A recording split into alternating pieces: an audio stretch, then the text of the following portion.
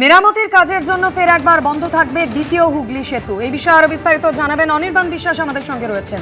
অনির্বাণ, দেখো, কিছুক্ষণ আগেই কিন্তু রাজ্য সরকার এবং কলকাতা পুলিশের তরফ থেকে একটি নোটিফিকেশন জারি করা হয়েছে, যেখানে বলা হচ্ছে যে আগামী রবিবার অর্থাৎ 17 তারিখ সকাল ভোর 5টা থেকে রাত 9টা পর্যন্ত প্রায় 16 ঘন্টা কিন্তু বন্ধ থাকবে দ্বিতীয় হুগলি সেতু। এবং দ্বিতীয় হুগলি সেতু বন্ধ থাকার কারণ হিসেবে যেটা বলা হচ্ছে যে দ্বিতীয় হুগলি সেতুর যে মেরামতির কাজ দীর্ঘদিন ধরে হচ্ছে, সেই মেরামতির কিন্তু আরেকটু এক্সটেনশন কাজ হবে, যেখানে কিন্তু এই যে সমস্ত কেবেলগুলো রয়েছে সেই কেবেলগুলো কিন্তু পরিবর্তন এবং তার রিপেয়ারিং এই সংক্রান্ত কাজ চলবে। এবং সে কারণেই কিন্তু ভোর 5টা থেকে রাত 9টা পর্যন্ত কিন্তু বন্ধ রাখা হবে রবিবার দিন বিদ্যাসাগর সেতু। এমন এই মর্মে কিন্তু নোটিফিকেশন জারি করা হয়েছে কলকাতা পুলিশের তরফে। যে অংশের কাজটা হচ্ছে এই পিলার, তুমি একদম স্পষ্ট বোঝা যাচ্ছে যে পিলারের একটা অংশ অবধি গার্ডার বসানোর কাজ শেষ হয়েছে, তারপরে আর গার্ডার বসানো যায়নি।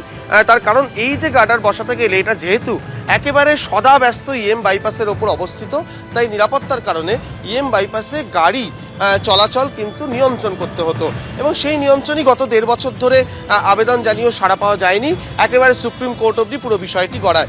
এবার তোমাকে ট্রাফিক ডাইভারশনের কথা বলি। এই যে গাড়িগুলো আমার সামনে দিয়ে যে যাচ্ছে, এটা হচ্ছে উল্টোডাঙ্গার দিকের রাস্তা, নর্থ বাউন্ড গাড়িগুলো যাচ্ছে। আজকে যেটা করা হবে, এই নর্থ বাউন্ডের দিকটা আজকে রাত 8টার পর থেকে বন্ধ করে দেওয়া হবে, এবং সোমবার সকাল 8টা পর্যন্ত 60 ঘন্টা এটা বন্ধ থাকবে। আর উল্টো দিকে রেলিংয়ের ওপাশে দেখো পাটুলির দিকে দক্ষিণমুখী গাড়ি যাচ্ছে, এই গাড়িগুলো কিন্তু চলাচল করবে স্বাভাবিকভাবে।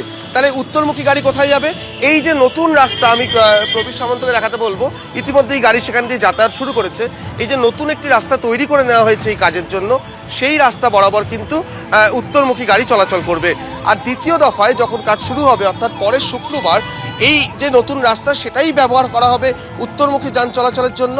কিন্তু যেহেতু এই যে পাশের পিলারে কাজ হবে, অর্থাৎ দক্ষিণমুখী রাস্তার ওপরে অংশে কাজ হবে, তাই দক্ষিণমুখী রাস্তাটা কিন্তু বন্ধ হয়ে থাকবে। দক্ষিণমুখী গাড়িগুলো ঠিক এরকম একটি জায়গা থেকে উত্তর দিকের এই রাস্তা বরাবর কিছুটা গিয়ে আবারও গিয়ে দক্ষিণমুখী থেকে মিশবে। আর এই চিংড়িঘাটার মোড় থেকে আমরা জানি সল্টলেক এবং সেক্টর 5-এর দিক থেকে প্রচুর গাড়ি ফ্লো থাকে।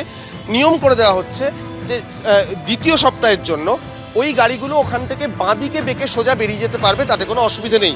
কিন্তু গাড়িগুলোকে ডান দিকে যে বেঁকে উল্টোডাঙ্গার দিকে যায় সেটাকে বন্ধ রাখা হচ্ছে।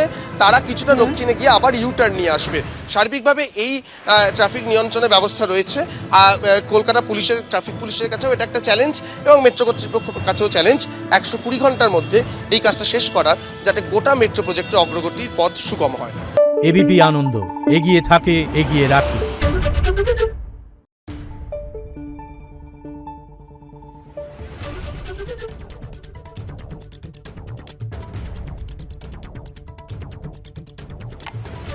Thank you.